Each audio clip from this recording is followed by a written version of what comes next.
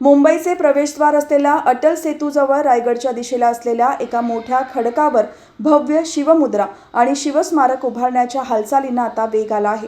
या महत्त्वपूर्ण प्रकल्पाबाबत राज्याचे मंत्री आशिष शेलार आणि उरणचे आमदार महेश बालदी यांची मंत्रालयातील दालनात बुधवारी विशेष बैठक संपन्न झाली.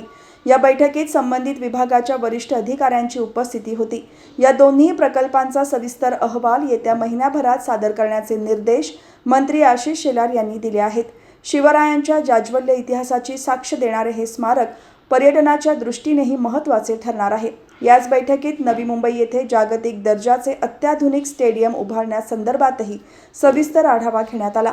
हे स्टेडियम उभारताना कनेक्टिव्हिटी, वाहतूक व्यवस्था, पार्किंग आणि पायाभूत सुविधांचा सर्वकष विचार करूनच योग्य जागेची निवड करण्यावर मंत्री शेलार यांनी भर दिला.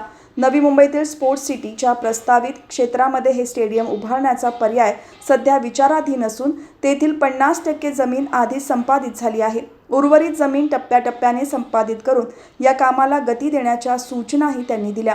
या नियोजित स्टेडियमसाठी सुमारे 40 एकर जागा आणि इतर पूरक सुविधांसाठी अतिरिक्त 30 एकर अशा एकूण 70 एकर जागेची आवश्यकता भासणार आहे. हा प्रकल्प दर्जेदार आणि वेळेत पूर्ण करण्यासाठी सर्व विभागांनी समन्वयाने काम करणे गरजेचे असल्याचे सांगत मंत्री आशिष शेलार यांनी या प्रकल्पाचा प्राथमिक अहवाल एप्रिल महिन्याच्या मध्यापर्यंत सादर करण्याचे आदेश दिले आहेत.